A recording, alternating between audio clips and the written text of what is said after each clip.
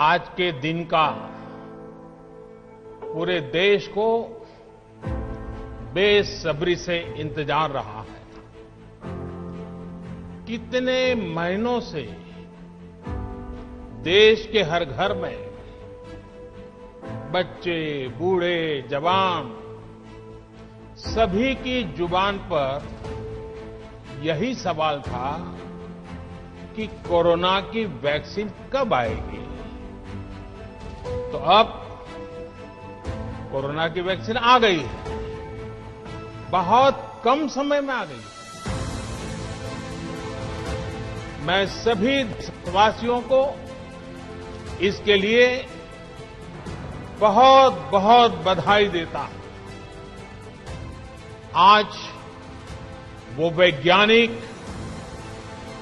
Vaccine research से जुड़े अनेकों लोग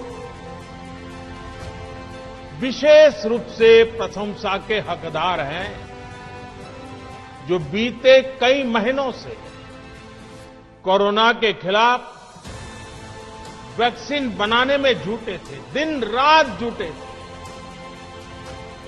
न उन्होंने त्योहार देखा है, न उन्होंने दिन देखा है, न उन्होंने रात देखी। आमतौर पर एक वैक्सीन बनाने में बरसों लग जाते हैं, लेकिन इतने कम समय में एक नहीं, दो मेड इन इंडिया वैक्सीन तैयार हुई।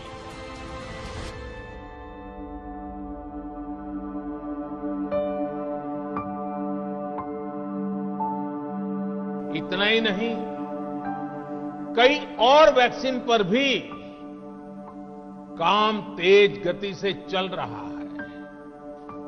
ये भारत के सामर्थ्य, भारत की वैज्ञानिक दक्षता,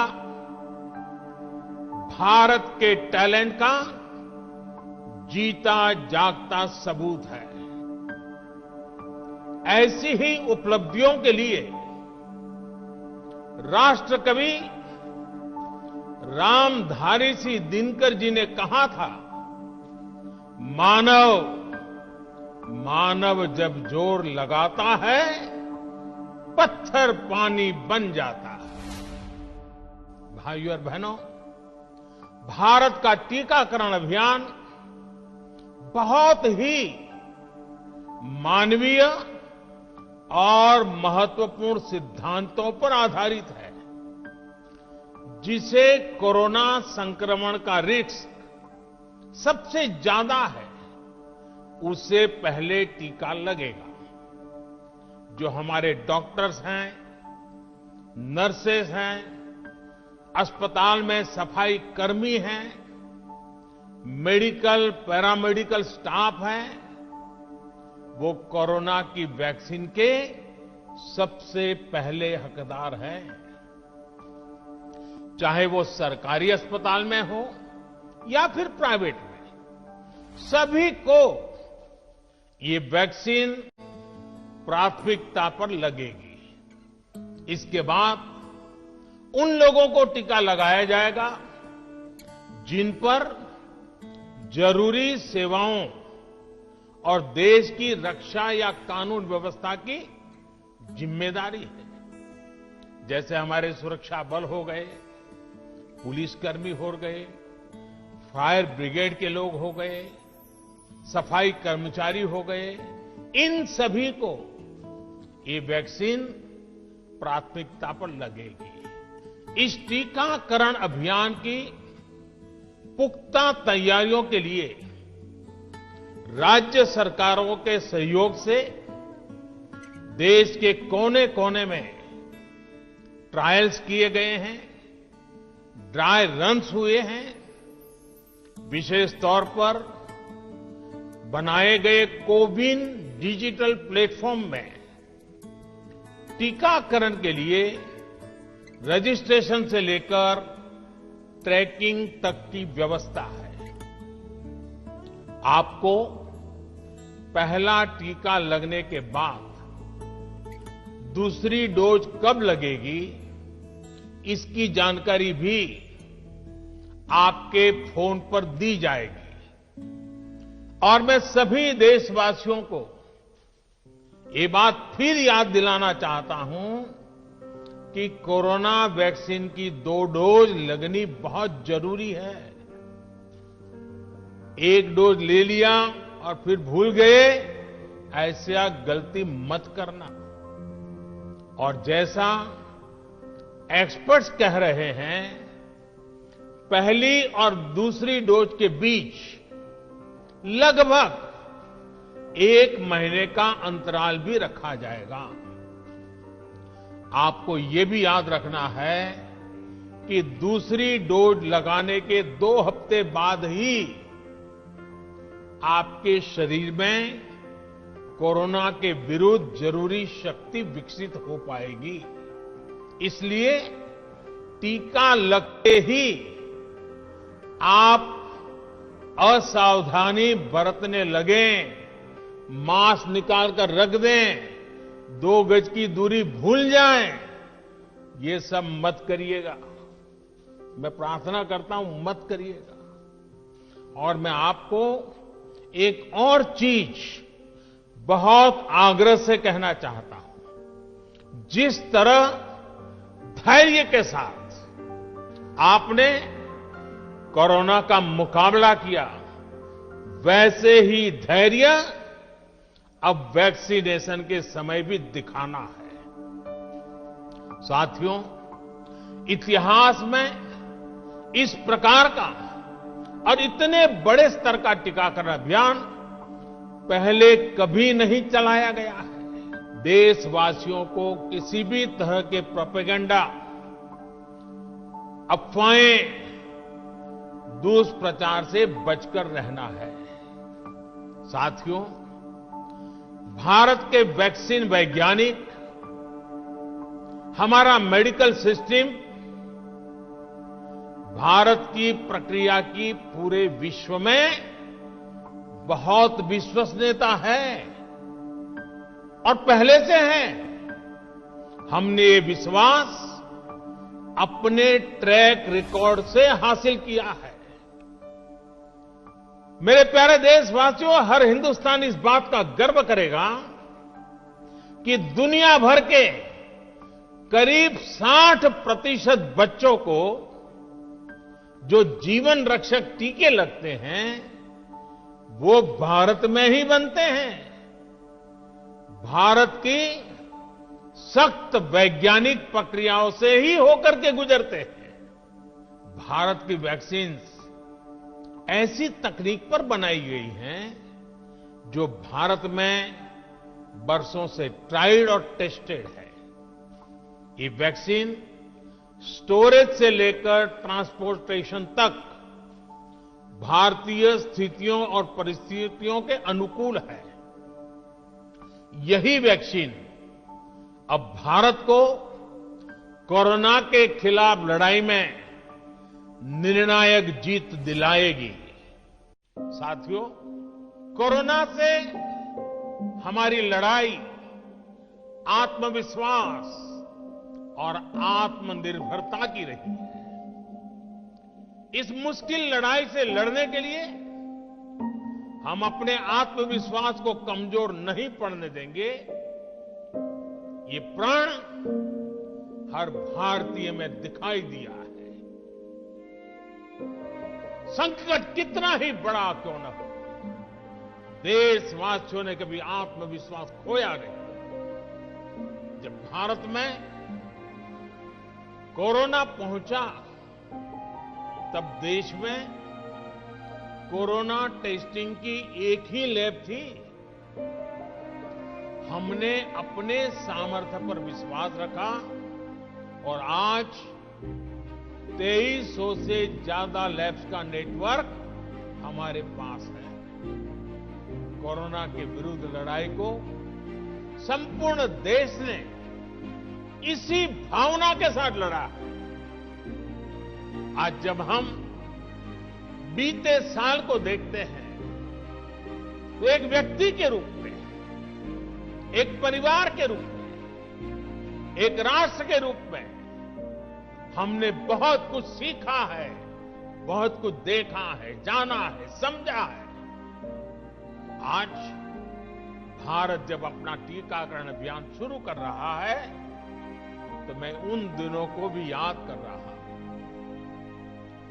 कोरोना संकट का वो दौर जब हर कोई चाहता था कि कुछ करें, लेकिन उसको उतने रास्ते नहीं सूझते थे। सामान्य तौर पर बीमारी में पूरा परिवार बीमार व्यक्ति की देखभाल के लिए जुट जाता है, लेकिन इस बीमारी ने तो बीमार को ही अकेला कर दिया। अनेकों जगह पर छोटे छोटे बीमार बच्चों को मां से दूर रहना पड़ा। मां परेशान रहती थी, मां रोती थी, लेकिन चाहकर भी कुछ कर नहीं पाती थी। बच्चे को अपनी गोद में नहीं ले पाती थी। कहीं बुजुर्ग पिता अस्पताल में अकेले अपनी बीमारी से संघर्ष करने को मजबूर थे। संतान चाहकर भी उसके पास नहीं जा पाती थी। जो हमें छोड़कर चले गए,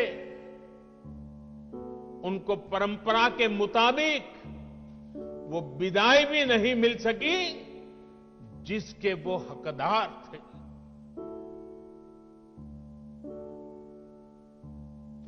जितना हम उस समय के बारे में सोचते हैं, मन सिहर जाता है, उदास हो जाता है। लेकिन साथियों, संकट के उसी समय में, निराशा के उसी वातावरण में कोई आशा का भी संचार कर रहा था। हमें बचाने के लिए अपने प्राणों को संकट में डाल रहा था। हमारे doctor, nurse, paramedical staff, ambulance driver, ASHA worker, सफाई कर्मचारी, पुलिस के साथी और दूसरे फ्रंटलाइन वर्कर्स, उन्होंने मानवता के प्रति अपने दायित्व को प्राथमिकता दी। इनमें से अधिकांश तब अपने बच्चों, अपने परिवार से दूर रहे, कई कई दिन तक घर नहीं गए।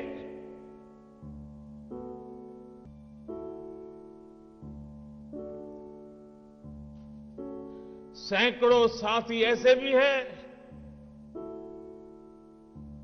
जो कभी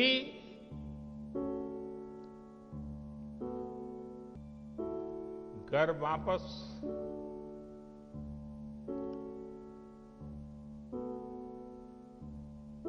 लौट ही नहीं आ पाए। उन्होंने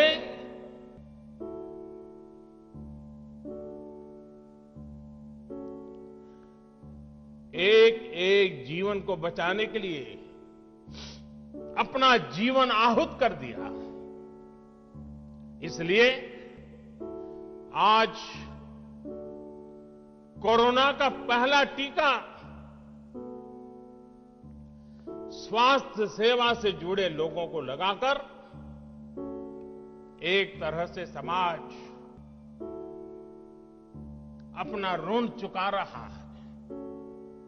ये टीका उन सभी साथियों के प्रति कृतज्ञ राष्ट्र की आदरांजलि भी है। भाइयों और बहनों, मानव इतिहास में अनेक विपदाएं आई, महामारियां आई, भीषण युद्ध हुए, लेकिन कोरोना जैसी चुनौती की किसी ने कल्पना नहीं की थी। ये एक ऐसी महामारी थी जिसका अनुभव ना तो साइंस को था, ना ही सोसाइटी को था। तमाम देशों से जो तस्वीरें आ रही थी, वो खबरें आ रही थी, वो पूरी दुनिया के साथ साथ हर भारतीय को विचलित कर रही थी। ऐसे हालात में दुनिया के बड़े बड़े एक्सपर्ट्स भारत को लेकर तमाम आशंकाएं जता रहे थे। लेकिन साथियों, भारत की जिस बहुत बड़ी आबादी को हमारी कमजोरी बताया जा रहा था, उसको ही हमने अपनी ताकत बना दिया। भारत ने संवेदनशीलता और सहभागिता को लड़ाई का आधार बनाया। भारत ने 24 घंटे सतर्क रहते हुए, हर घटनाक्रम पर नजर रखते हुए सही समय पर सही फैसले लिए। 30 जनवरी को भारत में कोरोना का पहला मामला मिला, लेकिन इसके 2 सप्ताह से भी पहले भारत एक हाई लेवल कमिटी बना चुका था। पिछले साल आज का ही दिन था जब हमने बाकायदा सर्वेलांस शुरू कर दिया था। 17 जनवरी 2020 वो तारीख थी जब भारत ने अपनी पहली एडवाइजरी जारी कर दी थी। भारत दुनिया के उन पहले देशों में से था जिसने अपने एयरपोर्ट्स पर यात्रियों की स्क्रीनिंग शुरू कर दी थी। साथियों, कोरोना के खिलाफ लड़ाई में भारत ने जैसी इच्छा शक्ति दिखाई है, जो साहस दिखाया है, जो सामूहिक शक्ति का परिचय करवाया है, वो आने वाली अनेक पीढ़ियों के लिए प्रेरणा का काम करेगा। याद कीजिए, जनता कर्फ्यू कोरोना के विरुद्ध हमारे समाज के संयम और अनुशासन का भी परीक्षण था, जिसमें हर देशवासी सफल हुआ। जनता कर्फ्यू ने देश को मनोवैज्ञानिक रूप से लॉकडाउन के लिए तैयार किया। हमने ताली, थाली और दिया जलाकर देश के आत्मविश्वास को ऊंचा रखा। साथियों, कोरोना जैसे अनजान दुश्मन जिसके एक्शन रिएक्शन को बड़े बड़े सामर्थ्यवान देश नहीं भांप पा रहे थे,